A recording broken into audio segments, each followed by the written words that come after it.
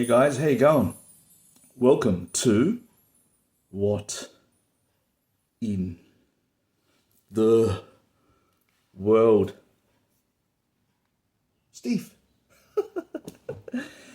Okay, today I would like to talk to you about Big Bro number 2. It got to the stage where, I left off the Big Bro number 1. So what had happened was I left him out for a long time, and haven't seen him for a long time. And then one time, he came out and really sincerely tried to apologize to me. Yeah, with his manipulative love again, as I was saying. Yeah, so came and kissed me on the hand, and he goes, oh brother, love a big brother like, Mr. Big Brother like, small bro like you. So, yeah, and I sort of forgave him, but didn't really hang out with him much. And that's when he started working the brothel. And he worked at the brothel for about 6 days a week. And he wanted me to, take one day off because he didn't want to work 7, like I told you in earlier, if you've seen my earlier episodes. So I said, look, okay, cool, So I did the 1 day a week for him, which was Saturday night from 8 p.m. to 4 a.m., But as I started to, go out into the dance party scene, I found out that not only was I hang out with him, because he's a lot older than me, yeah, because he's another dragon as well, he's a a dragon, yeah, and by the time I followed him, I got introduced to a lot of elders, as much of a shit bro as he was, he introduced me to all the seniority ones, so it placed me in a position where in the group where I got to know everybody really quickly, and especially the elders of seniority, yeah. So when he took me out to the dance scene, that's where I met my current big bro's wife, and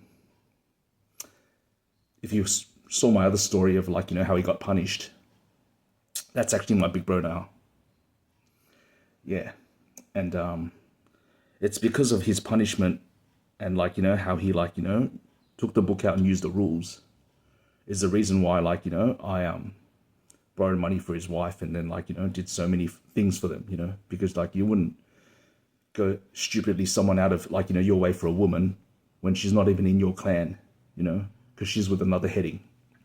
Yeah, and no matter how friends I was with them, I wouldn't have put such a favor if it wasn't for what he did for my uncle, So as I was in Melbourne and in another state as well, Gold Coast, yeah, I was out doing favors for them, and my first big bro calls me because I'm supposed to work on a Saturday big brothel. I mean at the brothel on Saturday, and he goes, Along, this Saturday's coming up, where's my replacement shift, and I said, bro, I'm going out of my way to help the elder, high rank, his wife at the moment, because they need me for a favor.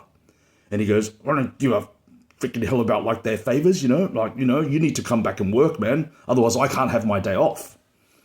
And I said, I'm sorry, I'm interstate right now, so I can't, And then he goes to me in Chinese in the rudest terminology.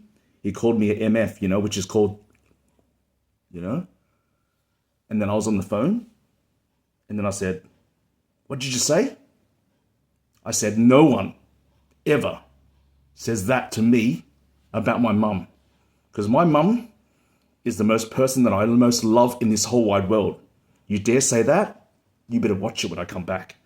And I said, I didn't say you watch it because I don't do the over, under, and over thing. Yeah, because I'm a subordinate, right? You never tread past your elders. So I just said, did you say what you said? I said, you did. And then he was taken aback a little bit, and I just hung up on him, because when I come back to Sydney, yeah, I just might do it the under and over thing. But during that conversation, my big bro's wife heard it, and then she goes, look, don't worry about it, man. I go, this guy's a big C, really not worthy of any sort of respect at all. He knows I told him the situation. He knows I'm coming out to help you, you know?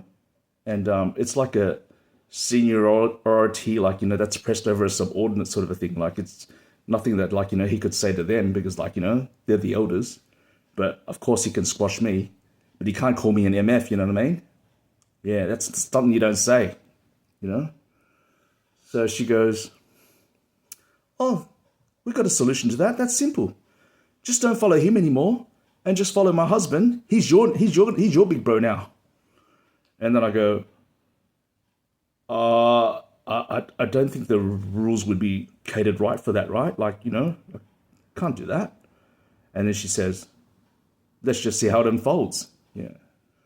So I fly back to their home, like, you know, in the Gold Coast. And, yeah, pour him tea, did the ceremony. And he was more than happy to accept me as his, like, younger bro. And at that point, I didn't know how to thank him, but the only problem was his wife. Yeah. Yeah. Just before I knew her, she had already, like, you know, ripped off many, many people close to her, far away from her, anyone that she'd encountered. She was actually the bigger version of my first big bro.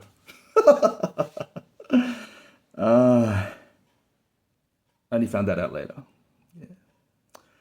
But with her unfortunate, well, I don't know, maybe it was my big bro that was, like, you know, really unfortunate, which is my current big bro now, you know, because there's a saying in Chinese, you know, it's called 英雄难过美人关, you know, which, like, you know, like, you know, which is translated in English as, like, you know, even a hero can't go past a beauty, which is what we traditionally call what? Femme fatale. Yeah. So she was a really femme fatale. Yeah, that's what she is. Yeah, so she couldn't bypass. Well, he couldn't bypass her, so. But he's my big bro now, you know, so there's no way in the world that, like, you know, I can ask her to pay back because he's done a big favor for me. And he is a good big brother. Then, yeah. But this is what I've changed to. So suddenly from, like, you know, a little baby that is, like, you know, followed a big bro, that's of a certain seniority. I jump rank. Yeah. So that's big bro number 2. Yeah, there's more stories to this, but this is what I'll give you for today. Otherwise, I won't be able to upload it to you guys. All right, guys, have a lovely day. And I love you heaps. And just be careful of, like, you know, the wolf in sheep's clothing. But like I said, you have to experience it to know it, right? Yeah. Love you. Have a nice day. It's very cold and wet out there, so, like, you know, take it easy on yourselves, right? If you're driving, you know, drive slower. But if you're walking, watch out for those steel plates. And be careful if you're especially wearing sneakers. Love you guys.